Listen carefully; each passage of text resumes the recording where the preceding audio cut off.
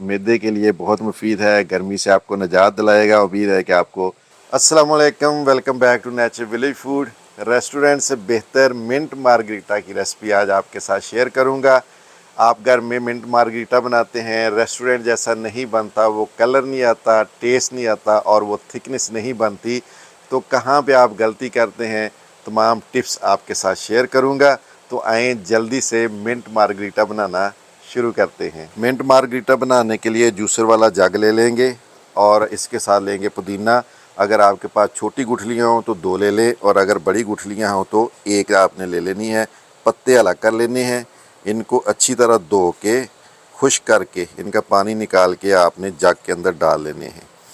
इसके बाद इसमें हम शामिल करेंगे 2 चम्मच चीनी, 2 से 3 आप इस्तेमाल कर सकते हैं। और इसके बाद इसमें हमने शामिल करना है आधा चम्मच सफ़ेद नमक, और थोड़ा सा इसके अंदर काला नमक भी शामिल कर लें। इससे बहुत ही अच्छा सा टेस्ट आएगा। यानी चम्मच का आप कह लें कि चौथा हिस्सा जो है वो काला नमक इसमें हम डाल लेंगे। इसके बाद इसके अंदर हमने शामिल करना है सोडा। कोई भी सफ़ेद सोडा ले लें, किसी भी कंपनी का, और 500 ml जो है वो आपने इसके अंदर शामिल कर लेना है।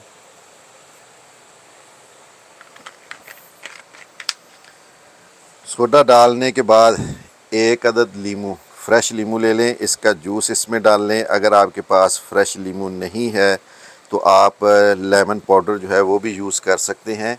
हाफ़ चम्मच लेमन पाउडर भी इस्तेमाल किया जा सकता है, लेकिन अगर फ्रेश लेमन हो तो इससे बहुत ही अच्छा टेस्ट आएगा।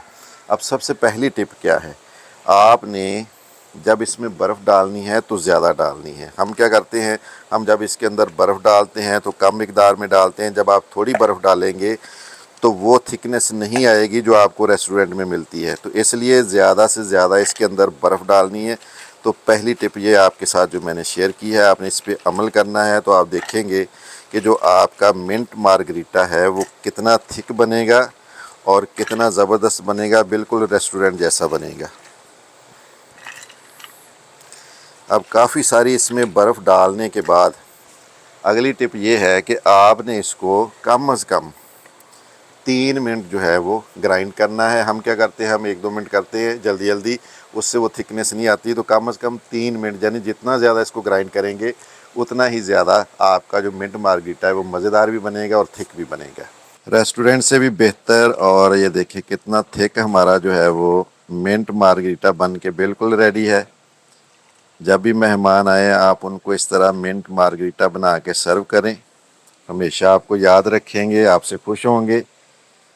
इस तरह स्ट्रा लगा के आप उनको रिप्रेजेंट कर सकते हैं, और साथ में इसके ऐसे लीमू जो है उसको गोल काट के आप गिलास के ऊपर लगाएं, बहुत ही अच्छी सी लुक भी बन जाएगी। मिंट मार्गरीटा की ये रेसिपी गर्मियों में आपने ज़रूर ट्राई करनी है। मैदे के लिए बहुत मुफीद है, गर्मी से आपको निजात दिलाएगा। उम्मीद है कि आपको मिंट मार्गरीटा की ये रेसिपी ज़रूर पसंद आई होगी। रेसिपी अगर आपको पसंद आई है तो वीडियो को लाइक करें, चैनल सब्सक्राइब करें। मिलते हैं एक नई मज़ेदार सी रेसिपी के साथ, तब तक अल्लाह हाफ़िज़।